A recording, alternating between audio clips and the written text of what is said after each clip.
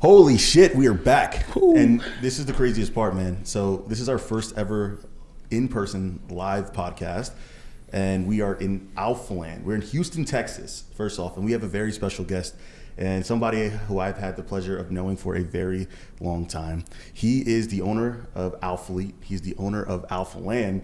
He is the owner of damn near everything, I feel like, at this point, starting new businesses, and a very exciting announcement coming here in the near future, but we'll save that. But overall, man, I just wanted to hop on. And client, bro, come on. And client. Yeah, don't forget it. Come on, pro card coming soon. But I think this is a unique opportunity, man. You know, I wanted to have you on. I wanted to try to just dive in a little bit deeper about something that I think that a lot of people would find extreme value in. And I think a lot of times as bodybuilders, you know, we talk about the on-stage experiences and not as much as the off-stage experiences that then allow us to help be the best version of ourselves on stage. And I think your unique perspective of mastering, I'll say somewhat both crafts while also kind of juggling the world on your shoulders will help give people a different perspective that then broadens their perspective.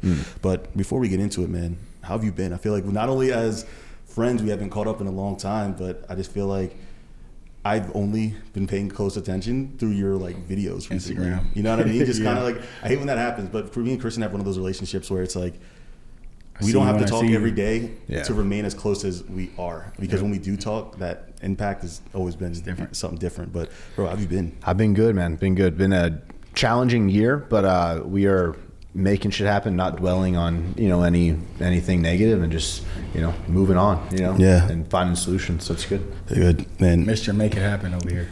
You too, bro. I feel like we finally get a chance to catch up in person. I know the Olympia, we were running around and everything. You've been good? So busy. Been good, man. You know, literally launching a vitamin company here pretty soon. Website just got done. But besides that, I mean, me and Perla, I mean, we got a couple different laser companies. Oh yeah, he's in love now, by the way. Yeah, like he's in love. Here he goes. I finally got a chance to meet her this weekend. Yeah, and you can tell, man. Come on, man.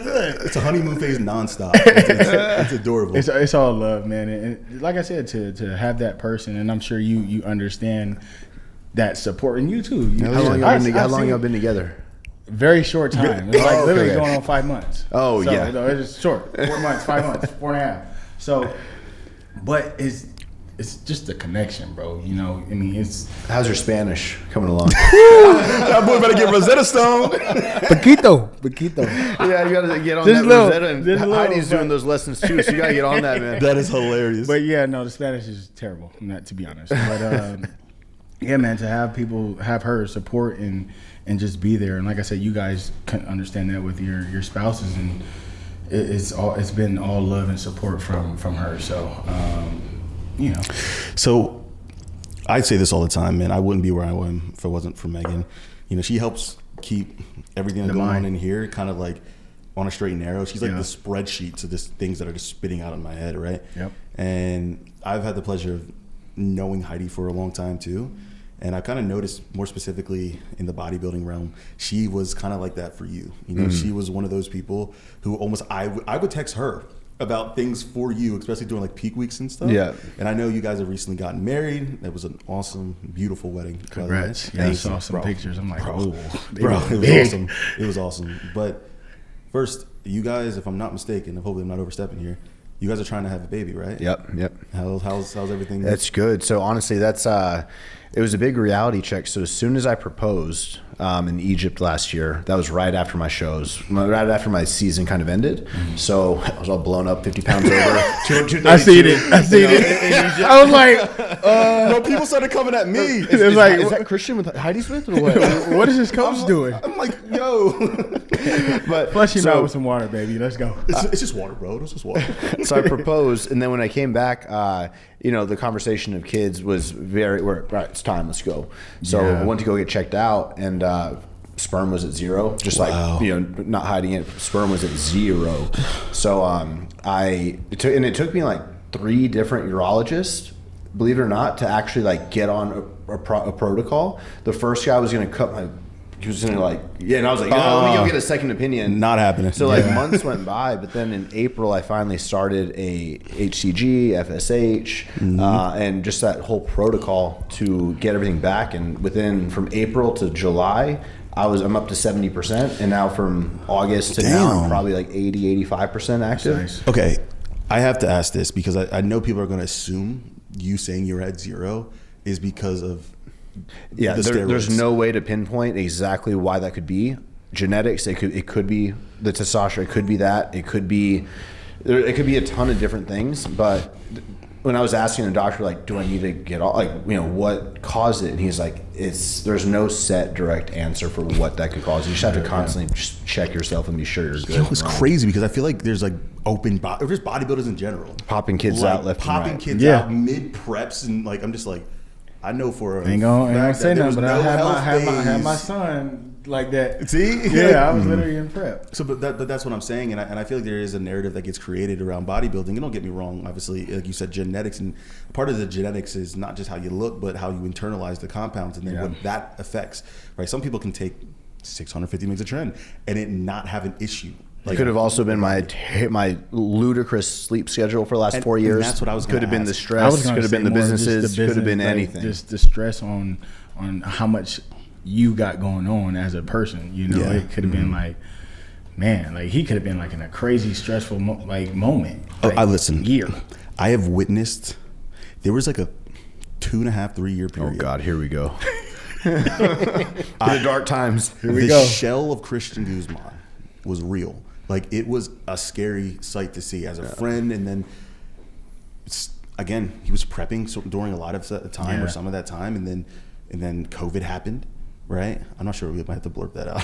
But it's kind of crazy to sit here and think back to those times when, bro, that was scary. Yeah. Like, you were running yourself into the ground. Mm-hmm. And I just think back, like, and I'm curious, like, in this position now, I mean, you have the most beautiful gym in the world. If I could relate it, it'd be like if you're competing for a show, right? And you have an end date, right? It's like, and you're about to dip into like that last like dig phase or that last low carb kind of like few weeks. It's kind of like that. But when I got the keys to this building in February 2020, I had no actual clear end date. So I knew that it was, all right, I'm about to have to dive into this low carb phase and this dig phase, but it's like that dragged on for like 27 months. Oof. So it was, and I knew like this wasn't sustainable. So it was almost just like a prolonged, just like, no good consistent sleep, no whatever it was. But during that time, do you think you sacrificed a lot of friendships and relationship issues? Oh yeah, I almost lost Max Shooning, one of my best friends. Almost lost that friendship. There was other friendships that I had that I just gave no attention to. And once I kind of came out of that, I really tried to do some damage control. Yeah. But the truth is, 100%. There's some high school friends that even came to visit me once during the build that don't talk to me anymore and stuff. So that definitely, it sucks because but it's hard because you don't know if I could go back and change. I wish I could do different, but like I had to get open or I would bleed out financially. We had a conversation last podcast, and then we had another conversation with Ryan Terry on the podcast, and we were trying to explain the differences between people's balance. And there's a big argument that goes out in the bodybuilding world is that you can't have balance if you want to be the best in the world. Mm. And I get it, but Erin's been the best in the world before. Absolutely. Right? And we had Ryan Terry on, and he is currently the best in the world.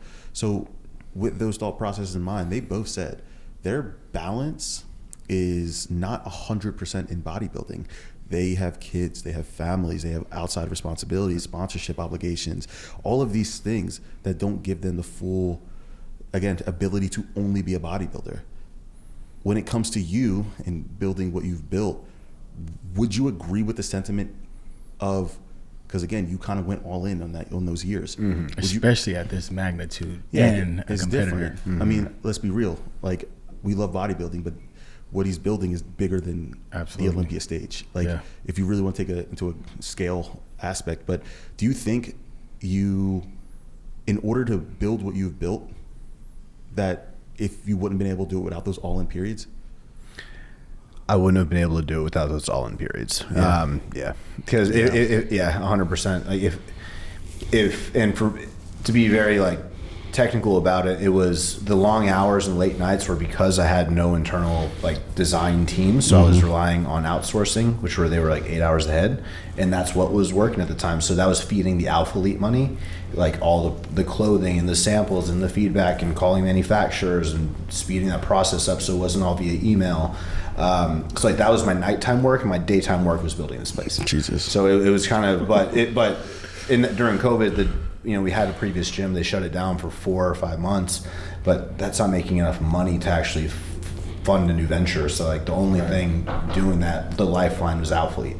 So I couldn't let off that gas at all. Jesus. So it was kind of just you burning the candles at every single possible end as possible in order to kind of build what you've envisioned, I guess you said. And now that this place is built, it's not going anywhere for life. So it's like now that it's kind of, all right, like you said, it's like put it all in for that time period, and now I can kind of not back off by any, but I know that in 20 years I'll have at least one source of income with this place running and building, and that's always going to be there as like the footprint. I think Christian needs to kind of give his speedy timeline of when he first started to envision, because I first knew of you a YouTuber. Yeah, it's cool. He has actually it downstairs. That's what I was getting to. So he has this time frame wall downstairs that has, I think it started at 2012, and then to now, and kind of tell people about your mindset, even starting as the OG YouTuber. To now, to owning something crazy like this, because when you think about it, this is a sick content gym. Were you building this because of the YouTube and the Instagram and stuff like that? I never, ever thought I would own a clothing brand. I always could tell you from when I was in high school that I will own a gym. I wanted to do group training, and I wanted to like have, teach kids how to train in like middle school and high school for sports. Cause that's what I did, and I fell in love with it. So in 2012, first year college, I started a YouTube channel, mainly because I didn't really fit in school. And I was filming like literally late at night in the common restrooms, when no one was in there doing physique check-ins and stuff. My roommate's in the bed with his girl, and I'm like by the sink, just like, doing this check-ins, But that was what was the content being made at the time, so it's all relevant, right? So 2012, I started with filming. By 2013, I had some inquiries about coaching, and I was just doing free emails back and forth, like, hey, I'll help you coach. I didn't know I could charge for it until I called my dad one day, and he's a businessman, so he was like, son, you got to get the app called Stripe. When you get that, you'll be able to get credit cards. I love your dad, right? and so then I was, oh shit, okay. So I started charging $50 for a plan, and $50 for a workout plan. That evolved into, okay, I'll do 90-day transformations. I'll give you my phone number, WhatsApp, 24-hour responses guaranteed. Started making money doing coaching in 2013. And that pretty much established my confidence. It was like 7 months in a row of the business. So I was logging all my, how much I would make every single day. It was $400 a day, $800 another day, maybe a $1,300 day on a crazy good day. Nice. So I was doing about $25,000 to $40,000 a month in school. And at that point, it was... And we're talking about... year of 2013? And that was about 18,000 subscribers, keep in mind. So like people don't, okay, I'm sorry. That is so different. No, he said something that I need people to understand. I know YouTube is different. It's not about the number. Yeah, guys, people don't understand. They're chasing 100,000 followers or even subscribers. Yeah. People don't understand, like YouTube is one of those platforms that you can have 5,000, 1,000 subscribers. Those people who subscribe and watch your videos, it's a different level of impact than it is on people who follow you on TikTok. Long form is king. Yes. So like, I will never forget you in 2022 at your show in Dallas. You said you need to start a YouTube channel. And like, it was crazy that I was like, all right, fine, I'll do it. And I started one. It's the most effort. It's the hardest platform to grow on, but it's the most rewarding in the sense that like you actually build a connection with the people watching. Yes. I always say like it's like watching Game of Thrones, right? Yeah. When you watch the episodes, like they're long as shit, but you get invested in the characters. That's the best way to. That's the best way to put it, man. Yeah. Because like I'll never forget. Game of Thrones was very slow trickle. Before I knew it, it was like the bloody wedding or the red wedding. Daenerys. Like, no. but that's what I'm saying, and I think people, I don't want to cut you off with your timeline because I just want to emphasize this because I create content consistently. You know, shout out to Johnny because when I mean we at one point were pumping out like 4 videos a week, it was taxing. And I think people look at me, especially in the bodybuilding world, and they see he is doing YouTube, he has a coaching business, he has X, and then, you know, he doesn't care about bodybuilding. And I'm just like, guys, you guys have to understand bodybuilding, it's not who I am, but it's what I do. Yep. But I love bodybuilding, right? It's my passion above all else. YouTube gives me the opportunity to share my journey, right? To inspire other people to make a deeper impact. But let's be real, it also gives me an opportunity to grow the businesses that I also have. Absolutely. And then from that allows me to then be a full-time bodybuilder. You get to bodybuild. Like you have to do the other shit to get to bodybuild. Yep. And I think that people aren't willing sometimes to detach from the old school minded sense of bodybuilding when they sit there and say that, you know, eat, sleep, train, bodybuilding, old school, Kai Green and you know, that whatever movie. It's a different generation now. Very. And bodybuilding costs money as a hobby. It's not a cheap sport by any means, and so it's you have to be like mature and proactive. What's going to be your career? And if you choose that bodybuilding route, it's like you have to find a way to monetize. Yeah. Or else, and there's nothing, or you have a job, right? Yep. And it's either one or the other. You can't just go, oh, I'm just going to be bodybuilder. I'm going to be whatever. That does not work like that. Yeah, it doesn't work at all. And that goes for anything. I don't want to be an artist. Like you have to have a funding piece to it. And that's the biggest thing. So you've been around bodybuilders, right? You're a bodybuilder yourself. You've stepped on stage. You've placed first call outs twice at national levels. You have a great physique. You also know the business side of things, right? Where do you think the disconnect is from the bodybuilding world, as well as we'll say the social media and let's just say marketing side of the bodybuilding using those platforms? I'll say like just off the bat, when I started doing that coaching and the YouTube videos and I started offering that, like it was never, it's not like I knew what I had to do to start making money. It like definitely kind of fell into my lap and like I started kind of following the things that were making money. But nowadays I would say, I think bodybuilders spend too much time. Like, okay, say you peak for a show and you don't document anything, it's fine. But then you have that is kind of like your peak moment to get attention. Hell yeah. And if you don't capitalize on that, not just during the time, but afterwards, like I remember everything changed for me after my first show. After I stepped on stage, I just felt the endorphins and everything. Started offering these services and like using, you know, myself and then eventually like other clients as testimonials. But like you have to spend just as much time, if not more, getting content that leads to a service, like the content that can lead to a revenue stream instead of just like, oh, well, what's the next show? I got to come in a better placing. So it's definitely just balancing the time that you put into what's going to make the money and help people at the end of the day and what is my passion. So when I am deep into a prep, there's times where the last thing I want to do is pick up a fucking camera. Boy, tell me about it. Let alone speak to people. Yep. You know, so it's hard. And I've invested, and this is when I had no money, bro. Like I still try to find a way to invest in people like my videographer now, Johnny, right? Juan back in the day. Like those people who were there to help me tell that story. Yeah. Tell the stories of me not wanting to pick up a camera. I will never forget. I wanted to shoot a posing like tip video. I was deep in the prep and I was shooting with Juan outside of MI40 gym and I was about to shoot the intro and I couldn't speak. Like I was like nothing was flowing out of my mouth the way that it typically does with very effortlessly, and I started getting really pissed off. And that video hit off for you, right? And Juan just kept recording it. Like I'm serious. He put the camera down, but he just kept recording it. And he asked me, bro, what are you feeling right now? Like, what's going on? And me just thinking the camera's actually down and he's not recording it, I explained to him how, like, I can't put sentences together. Like, I feel like shit. I'm tired. I know we got to shoot this video. We planned this video out. And we haven't missed an upload. It's a series, right? So I feel like I had the pressure of keep it going. And he was like, this is the video.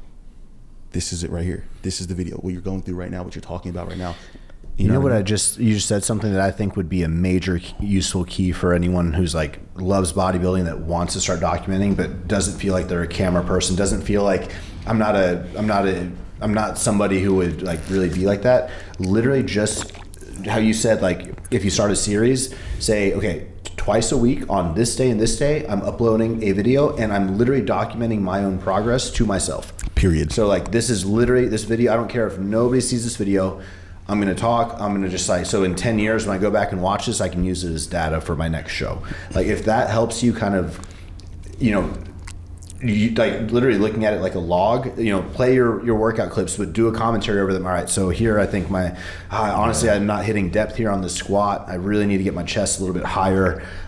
Simplify it. Just evaluate your own shit and put it out there. And I think that alone, like that's really what the first 5 years were for me. And that's the best way to put it, because I think people overcomplicate what content actually is. Yeah. It's documenting who you are and what you do. Yeah. And then obviously you're going to get more creative as you continue to put more pieces out, and also as you watch other people create content, right? Like Christian wasn't just like the OG YouTuber. He was the guy who kind of made YouTube more cinematic and made you feel like you wanted to sit there and do this the whole time, right? But he also never lost that personal side, which was the side he was just talking about. Yeah. So as you continue to progress, you're also going to be able to work in the creative sides, get those ideas, and then kind of put together things that allow people to not only relate, but also be extremely entertained based off of the quality and the edits or whatever it might be that then allow you to stand out. And I think a lot of times people see those edits and they see the cool things and they see the way that Johnny edits my videos and like, I can't do that, so I'm not doing it. Yeah. When the reality is,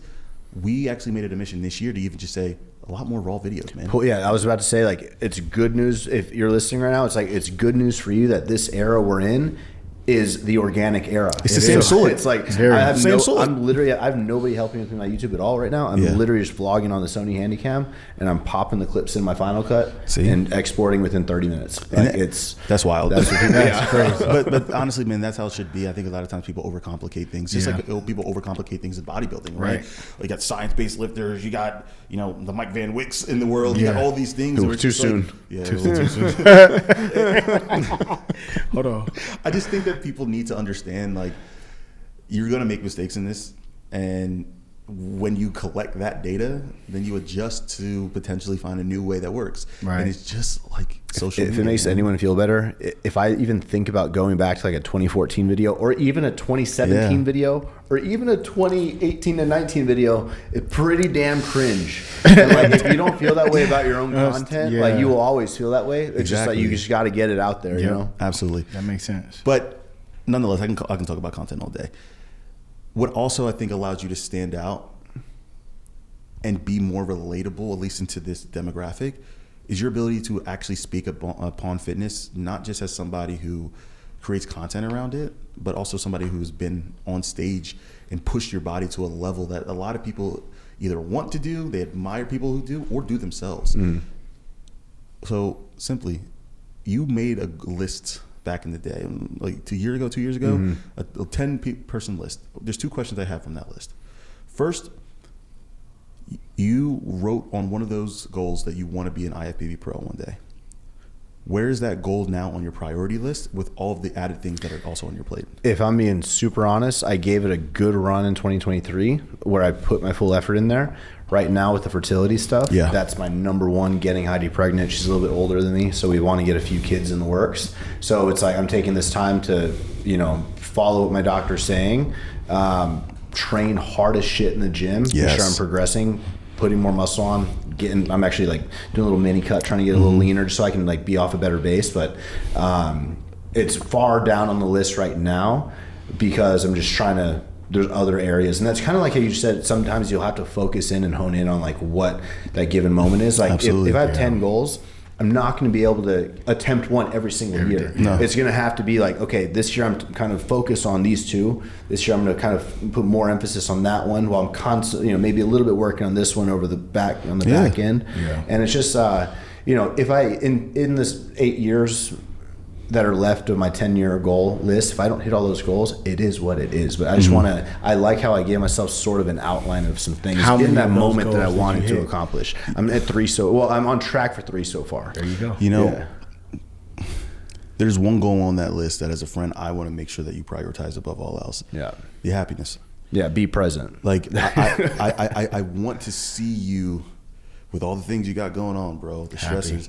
And you got to realize, you know what's funny, bro? You inspired me to start in the board short company, right? We did an Alphalete collab. It was my first one ever. He showed me, he had Zoom meetings with me, sitting down, seeing like things come to life. And I'm like, wow, like to me, that was insane. And ever since that moment, it sparked an interest. And then I had a chance to, I would never forget this, at his, bro, he's a day out from his show. He's laying on the couch just designing like future designs for Alphalete. Like, and I'm just like, his brain never turns off. Yeah. You know what I mean? And people always say like, believe it or not, I wasn't a fan of the YouTuber version of Christian Guzman.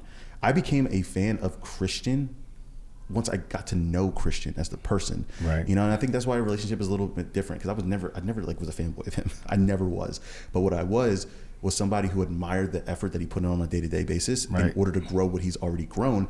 And then I saw very similarities between us in terms of I had a drive, but I wasn't acting on those drives the way that you were acting on it. So I was sitting there seeing it happen firsthand. Same. This man's a day out from a show, bro. Just like designing, working. Heidi is, in the kitchen. Probably so just so hungry, bro. He was just thinking like, oh shit, when's my next meal?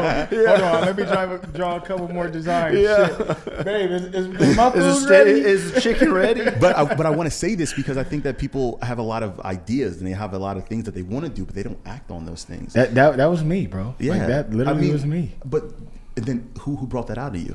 Well, the one I'm with right now. Exactly. Like, and I'm like, how is this transpiring, and why am I doing this all of a sudden? It happened like that, bro. You had that idea for a while, and then just like that, long time, right? You got in a relationship, and she inspired you to take that next step, right? That's wild. And as a friend, like, he inspired me to make that next step. Right. Not only, again, I picked up like social YouTube.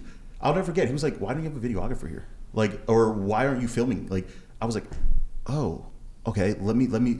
I got one down in like a matter of a few hours, just because he like, you know what, you're right. And guess what? That video is still the highest video on my channel to this day. It's just little things that people who you surround yourself with will allow you to elevate to a next level or bring you down. It's who you invest your time in. And even if you don't have people in your real life, like, this is kind of wild, but when I was in college and first 2 years coming back home to, start saving money and stuff, like, I kind of leaned on my YouTube channel to be that. Yes. I would just, I'm filming, I'm saying I'm doing this, and you guys hold me accountable. So like, if you don't have a great girl, or if you don't have a friend, or if they're off to college and you feel like you're alone, it's like, lean on literally like your audience, even if it's 10, 15, 100 people. Yeah. Because when you say it out loud, you should have that feeling of, I'm going to hold true to what I said. Absolutely. So when it comes to bodybuilding, it's just not, it's like a distant thought at this point. Not a distant thought. I'm trying to get huge, bro. Yeah. I think we're all trying I've to done 23 cardio days this month. I'm on it. Like, I'm pretty much treating it like a little prep, but I'm just trying to get down to, about 10 to 15 pounds from stage weight, and then kind of maintain. Because I've never maintained. Bro, you got peeled. Yeah. Like, I always get peeled, man. Always uncomfortably peeled. And I will never forget. You remember posing? Still don't get no refeeds, though. Get a man a refeed, coach. Come on, man. A couple sushi. He would love my dieting style now. But I think with all of the things that's kind of transpiring right now in like the bodybuilding world, I think there's a lot of negativity. A lot. And I kind of want to take this quick opportunity to kind of maybe give some added value back to those who, saying the best way to say this, who are living in this world of social media, who see kind of highlights, who kind of see the negativity being brought down. Yeah. You know what I mean? Like, well, let's peel the layer. Like, I'm sure you've seen it. All the stuff going on with the Matt Jansons of the world. I just messaged him, and I'm just sending some good vibes your way, man. Yeah. This shit's been wild for him. And it's crazy to me how quickly people turn, because, literally just a year ago, he was considered one of the best coaches of this generation. And now, in a matter of a week, his whole reputation was ripped down. And it's scary how good social media can help your career and also kind of burn it down, take it away from you. You know what I mean? But it's how you respond, and I think he responded the right way. You've been through it, and I've been through it. The whole Joey Swoll thing, and I just know who I am as a person, and if I would have responded in the 2021 Erin Banks way, I think it would have really ruined me.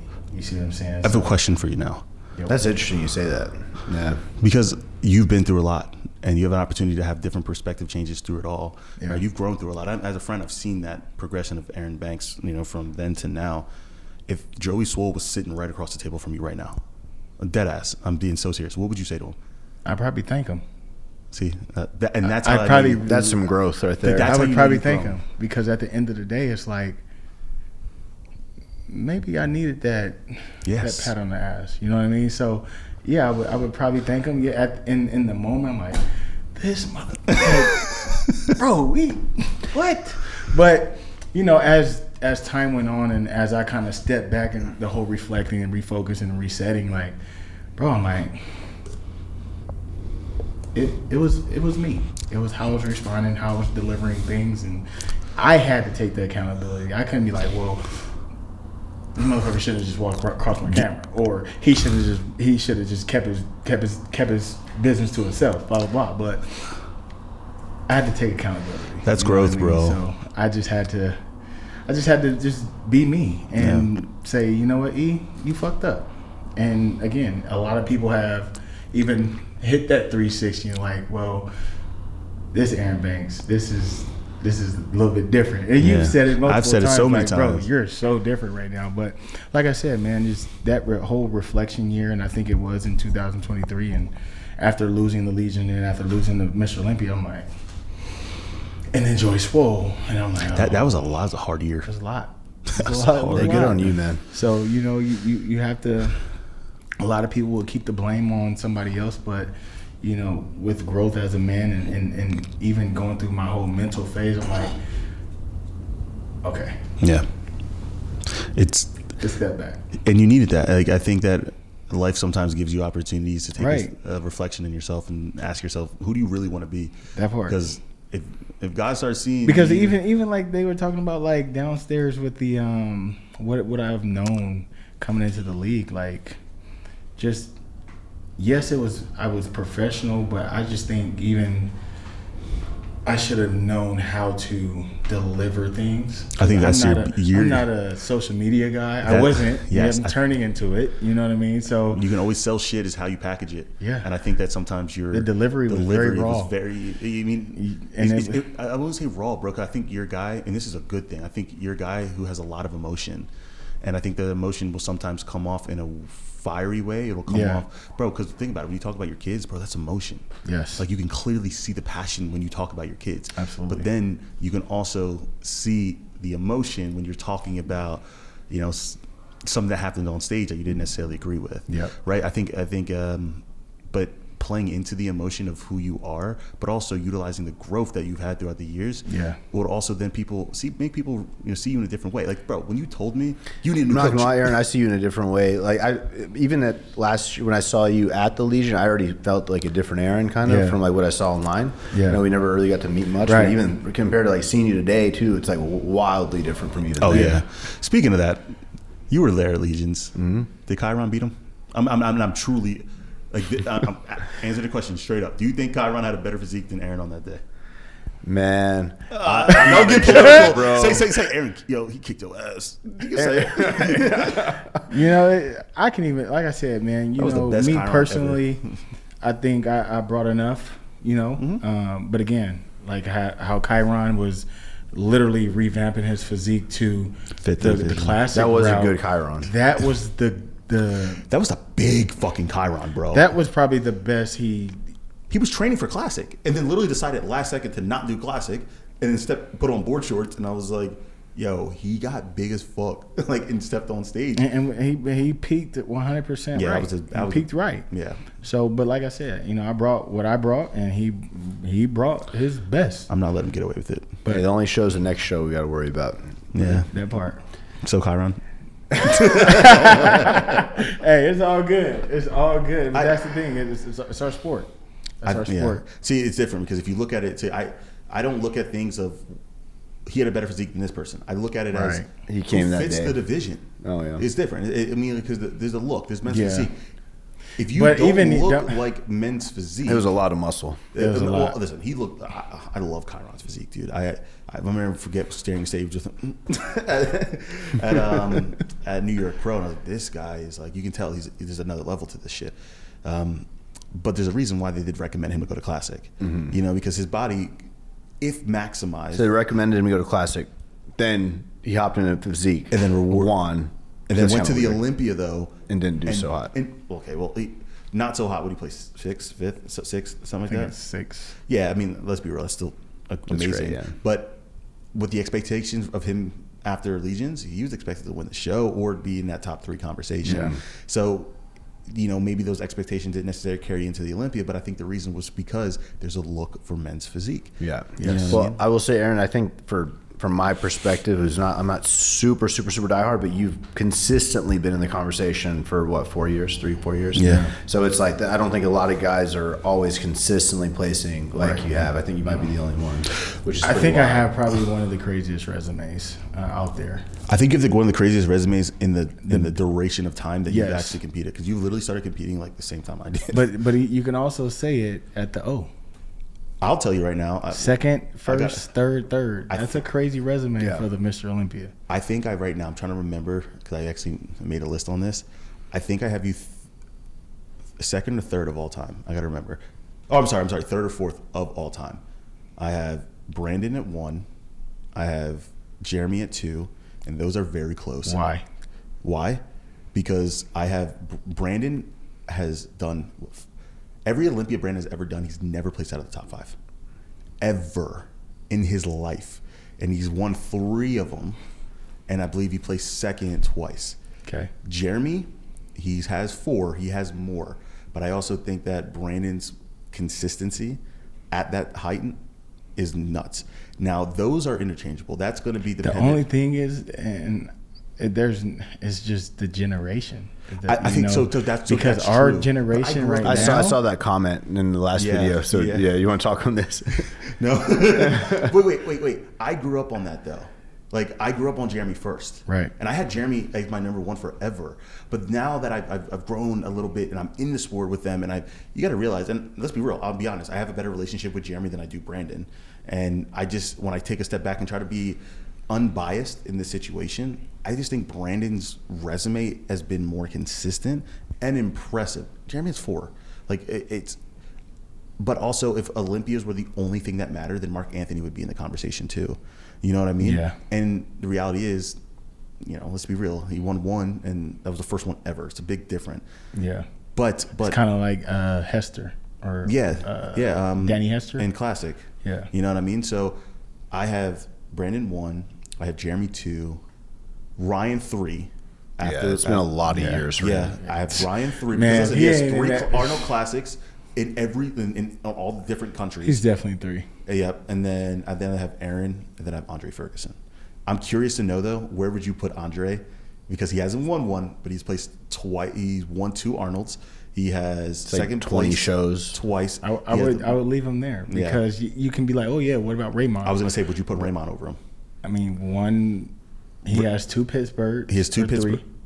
Is it 2 or 3? Mr. Pittsburgh. Yeah, I think he has 2 Pittsburgh and 1 O. Does he have an Arnold's or just the second place? He doesn't have an Arnold. Okay, so just 1 Olympia. So that's where I would put him, because Andre literally has like every other show you can think of. Yeah. Plus the 2 Arnold wins. He has 3 Arnold wins. 3 Arnold wins, and to me, I personally believe he had the best physique, arguably of all time in men's physique. Reigning. When he competed in the 2020 or 2019 Arnold Classic, it was probably the most peaked best physique I've ever seen in men's physique. It was hard, it was dense, it was, again, structure was elite, and he literally blew everybody out of the water. It wasn't even close. So that's where I sit there and say, it's wild you can remember like 2019. I know, I'm like, bro, I was a fan. Not gonna lie, bro. Like, I watched the shows, and I'm like, I was a fan. Yeah, I would leave Andre right there. Yeah, I think he deserves that, and it's crazy because he's never won 1, and arguably probably should have won at least 1 of them. But who's your favorite guy in men's physique of all time? My favorite physique, period, is Ramon Dino. I love his physique. For men's physique, favorite physique, I'm going with like a 2017, 2018 Jeremy Buendia. look wise. Yeah. I got long obliques. So like for me, I like you relate to it. Yeah, I kind of relate to it. You relate to it. I think that's like, to it. Dude, think about it. When I look at a physique, I look at what they have compared to what I don't have. Like, oh, you have the big chest. You know, like it's like, oh, I wish I had that chest. You know what I mean? Facts. My favorite of all time is Raymond Edmonds. Like, and that's because he made me believe for the taller guys that it was possible. Facts. Before, I kind of got the same similar best of all time, if that's what it is. We do best of all time. You're greatest of all time.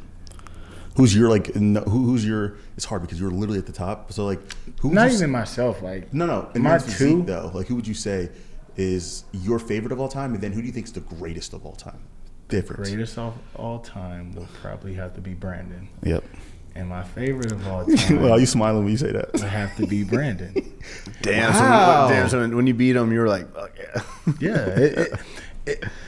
Wow. I didn't expect that, bro. I didn't expect that. I did not. When you got to be real with yourself, you got to be real with yourself. You know, like I said, besides any of our differences, it's still the sport. Many of differences. Yeah, it's still the sport of bodybuilding and men's physique. So it also took it more on a personal side too, because we were close. Yeah, we used to text. That was your posing coach. I went pro, like, you know what I mean. So he was literally my favorite men's. Bro, I got videos still on my phone, like watching the Mr. Olympia 2018. Ain't nobody fucking with Brandon. Like, bro, it's crazy. Like, it's wild because I didn't, even in 2018, I didn't know anything about the sport. But then when I got into it, I saw Brandon and Raymond. So those were my two favorite athletes because they went back and forth with each other. You know what I mean? So when I had the opportunity to hit that big stage and beat Brandon, it was surreal. Like, it was just. It's kind of crazy to sit there and say, because then you fast forward literally 2 years and it's you guys on stage. That part. And Bob Ciccarello's getting ready to raise one of your guys' hand. Yeah. You know, like he's coming back next year, right, Brandon? Yeah, I think so. Yeah. He's coming. Like, I think he's gonna. He at least will do one more year. I was pretty shocked he didn't do this year. Yeah, same. I don't know something, obviously. No, I just to be honest, man, I've just, my brain is just making sure and just hoping everybody is, you know, at ease and happy in whatever they're doing. You know what I mean? And if he had to take this year off for something mentally or whatever the case may be, power to him. But I hope we do come back. No, yeah. Brandon is literally the most consistent guy. Yeah, of all time in men's physique. Yeah, I can also say that. And because of that, like, I've never seen such a high ceiling and such a high floor. Like, him off is literally top 2 in the world. I feel it's weird that's your favorite, Aaron, just because y'all are so much, like, the height difference is so much. Yeah. You know, that's. But he was just my favorite. It was just how, like, and I could say it is more personal just because we had that connection. Yeah. But just seeing him, like, in 2018, and even meeting him at the LA Fit Expo, he probably don't even remember this shit. I still got the picture of it too, but like, just meeting him and just then hiring him as a posing coach, and then seeing what he's done after a year, and then he won it in 2018 and 2019, and then he had that 4th place, and then he won it again, beating me in 2021. I'm like, this dude is that good. Like, you can't knock it, but like I said, besides our differences, he's that guy. I feel like I have a lot of questions to ask, and I don't want this podcast to go forever. I know. I just feel like I can talk. I feel like we're literally just catching up with you at this point. But I kind of just want to throw some questions out in general, just like how we do at the end of each podcast. You know what I mean? So any question that kind of pops into your head, throw it out. First things first. What is your favorite gym in the entire world? This one. Other than this one, do you think this is the best gym in the world? I do, because you know why? I'll say it because I've got ADD up the ass. So like for me, I need a change in environment all the time. Yep. So I love being able to go from gym 1 to gym 2, then go outdoor to gym 1.5. Now that they're calling it 1.5, it's in between the gyms. Okay, so like somebody literally said that to me. Hey, gym 1.5. I'm like, yeah, it's like the one between gym 1 and 2 now. One? Yeah. Okay. That's the one that you're like, oh, they got equipment out here? Yeah, we got a Smith machine out there now. In the posing seminar, they had gym 1.5. I'm like, what? What is that? Bro, when I say, and I know you asked him, like, is this the best gym in the world, or what is the best gym in the world? It is, and not just because I'm here and I'm in front of you, but to see the craftsmanship, to see the details on everything. There's nothing out of place. Nothing. So I'm see when I go walk through, I'm like, fuck. That is to the next level of coffee cups, Alphalete. Coffee, like that is Alphalete. Cool. The bench is outside where people drive past. Alphalete. I'm like, okay, but he's to the next level. We're bodybuilders, bro, right? And I think a big part of gyms for us are their environment. Yeah. And I think a lot of bodybuilders will come here and say they have the best equipment. They have, absolutely, the most aesthetic gym, and they have so many different. See, in my head, because I'm always looking at there are gyms with all Panada, brand new Panada stuff. There's gyms with like crazy techno gym stuff, and like I think as far as like equipment goes, I think there's arguments that you could always have better equipment. I don't think it's I think this equipment is elite. I think the vibe here is though. You can't beat the vibe. You can't beat the atmosphere that's created. Like it's a different aura when you walk into this building. I've always said, for me personally, the reason why I believe that I've been able to kind of build businesses and do what I do is because I have an in with the social media influencer side of the world, and then also a competitive side of the world, being on the big stages and competing and having that mindset. So when I come to Alphaland, I get the best of both worlds. Because why? There's pros who train here consistently. I see them all the time, right? And also it's an open, free environment to film content with literally a judgment-free zone. But if you are coming from this side of the bodybuilding world and you don't have any attachment to this side, right, then that's where they're going to sit there and say, this environment is not for me and this gym is not for me. But I also think that, and the truth is, a gym can't be for everyone, and that's like that's the key. It's like when you try to make something for everybody, you're not going to make anything for shit, Exactly. So and that's what it is, right? But I think that you casted a wide enough net for the niches that are very big in this, that you've caught a wide variety of fishes that truly almost are in an environment that forces them to elevate, because this guy is going to elevate to create more content, being surrounded here, right? Yep. I mean, Clarence McSpadden just moved down here, right? And I know it's a small example, and I see him training here. Now he's shooting all this kind of content here, and I was like, I didn't see this before, and, it's cool. Like it's cool for me to see him kind of branching out. Yep. But I've always thought that was something that, man, I might gotta come out to hell yeah, make a move. What's your favorite gym equipment of all time? Favorite brand? No, brand and then actual piece of equipment. Cybex makes the best Smith machine. Cybex makes the best chest supported row, I think. What? I mean, some of the old school, I like that. Yeah, I think Cybex is nasty. Sometimes with Prime, it's a little too many adjustments. I don't know if I'm really doing the proper, that. The Arsenal, I mean, I could go.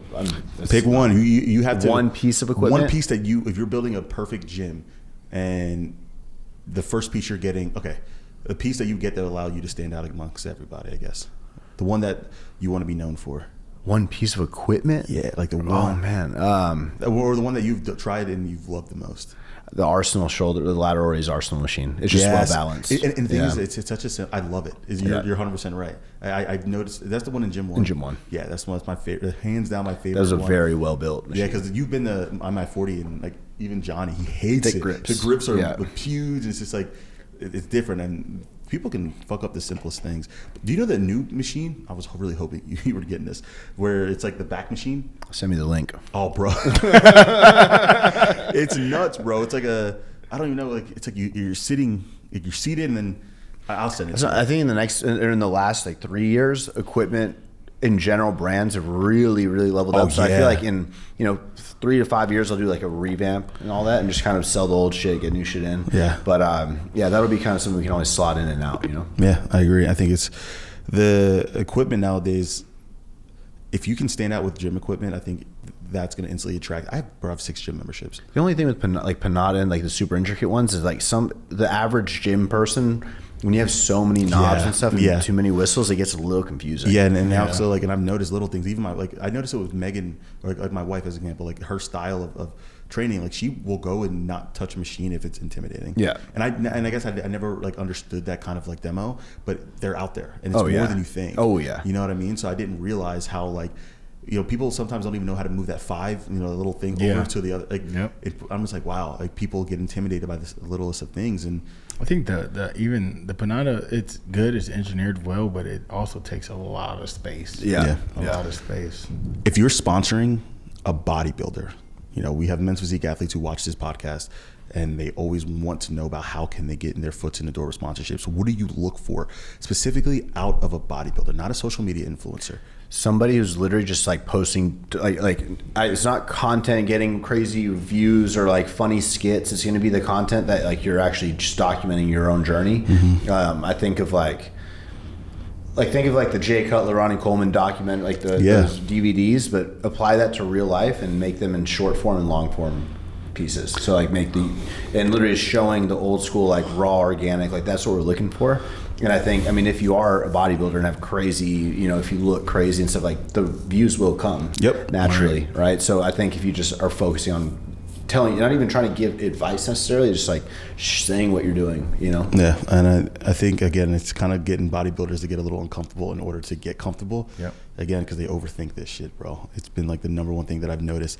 Bodybuilders overthink the ability to create content, and that overanalysis causes paralysis for them. You know what I mean? What is your favorite cheat meal? We'll keep it a few more questions. Spaghetti. With butter, bro. People sleep on it. Spaghetti with butter and salt. People sleep on it, bro. Really, bro? You don't like spaghetti? I love spaghetti, but I've never just had it with butter. Just butter and salt. Like I don't need sauces. I don't need shit ton of Parmesan cheese too. That's good. Bro, we're the same person. That's all I need. We're the same person. I love it. But like real butter, you know, like the good butter. Yeah, like the shit that you gonna wake up with some bubble guts. Like you know what I mean? Ooh, ouch. What's your favorite cheat meal? Man, you know, I can devour every appetizer at Cheesecake Factory. Like, it doesn't even matter. The mac and cheese balls to the avocado spring rolls to the taquitos, you name it, bro. Have y'all tried the 10,000 calorie challenge? I tried it once. Wait. I got to like 9,800. I had it. Healthy food or dirty I was food? scared. Whatever. Bro. Yeah. Stop. You can do it. But this was like peak bulk. I You tried did it. it. You did I it tried after the peak show. bulk. Yeah, if I did it after the show, I'd be all right. But I'd probably blow my skin out. Seriously. Yeah, you would. Yeah, that would be bad. I know me and you, we can't do no damn 10,000 calorie challenge. I'm not kidding. We would blow up. My body type is the type to look at food and gain fat. Like I'm not kidding. It's just it's unfortunate, but I have also the body type that I can grow muscle. You know, so it's like you got to pick your battles. You get peeled, right? But and it's harder for you to put on tissue. Yeah. So like I think that you pick your poison to a small degree. Like I have to be very strict on my reverse. That's why I'm loving my reverse diet right now. I can still see my abs, my obliques are hitting still. So not me. I'm a perfect 10 out of 10 on my reverse. Never miss a single thing. And it's like soon as my body knows it's out of prep, and I'm not kidding, bro. I'm in perfect. Only eating 2,400 calories. Imagine how hard that is after a show. That's tough. Yeah, and I've been perfect, and it's like, nah, you ain't tricking my ass. You out of prep. Oh shit, you know what I mean? That's crazy. It sucks, man. Yeah. But I also know the importance of staying on just because of like little things, bro. After summer shredding, I gained 22 pounds in 2 days. Like that's it. That's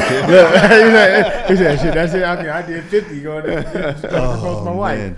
But so yeah, that's nuts. Yeah, man. But outside of that, is there any other things, business ventures, anything that you got coming up, anything that you want to do? Like I feel like you have done damn near everything. Everything that. Is there anything that you really want to do before? If I'm being honest, like at the beginning when you asked me how things are going, and it's been what I've learned is like you can't just say you're going to tackle everything, because I definitely committed to, in my like early 20s, I thought I could literally do and juggle everything. So I launched like 7 businesses and shit. And right now it's like honing that back and just being sure that I can focus on bottom line. So focusing on profit margin, not so much like revenue, has been a big eye opener for me. So I can actually be sure all the businesses are healthy and like, not just saying yes, blow it up, do it, and just like throwing money at things.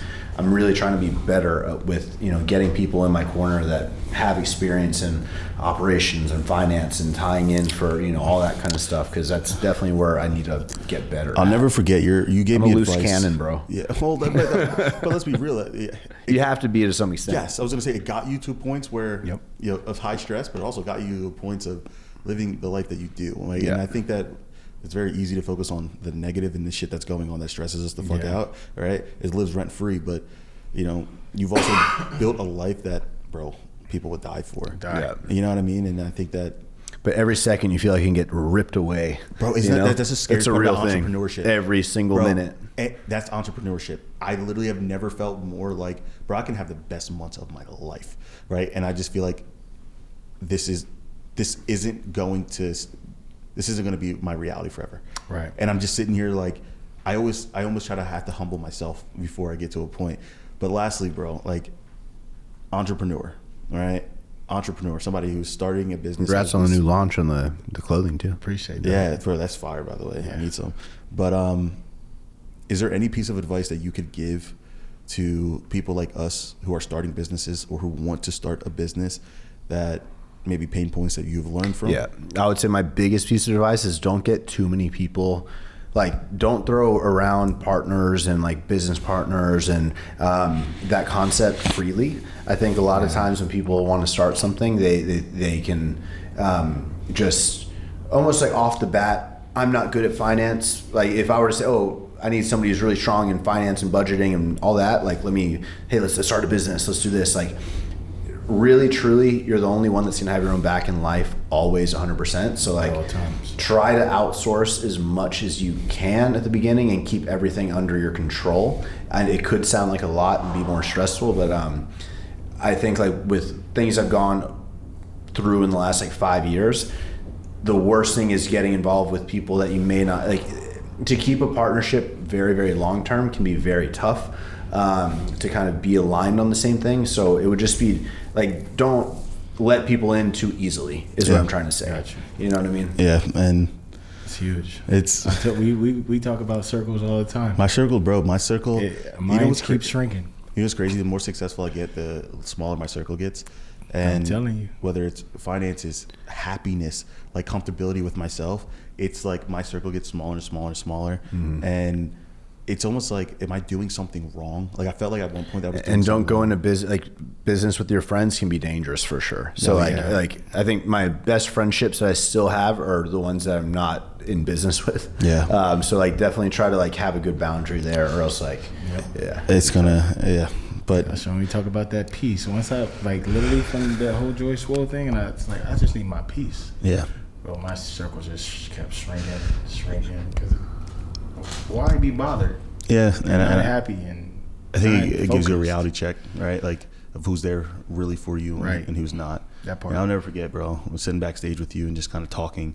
We had a mini heart to heart while we just see people walking around with spray tans, and we literally talked about the same topic. In my show? Yeah, your show in Dallas. We're sitting backstage, and we're just sitting there talking about people who are there, who aren't there for you to watch the show, and you always thought that they were going to be there. And it was just one of those things where, I think that was our first true like heart to heart moment. And I don't know, man, it's conversations like that stuck with me because it made me realize there were people, they'll pump you up on Instagram and Facebook. Yeah. But won't go buy a ticket to see you. But regardless, man, nonetheless, dude, thank you. No, it's fun. I don't think people realize how important it is to have the perspective that you've given me in my career, and having you on this podcast. We call ourselves Men's Physique, podcast, but I'm trying to broaden the horizons of people we have on this. This is our first live podcast ever. Really? It's crazy. It's kind of cool, and but I want to bring people on outside of Men's Physique, outside of the perspective that we feel like we get on a day-to-day basis, because there's so much value in that, man.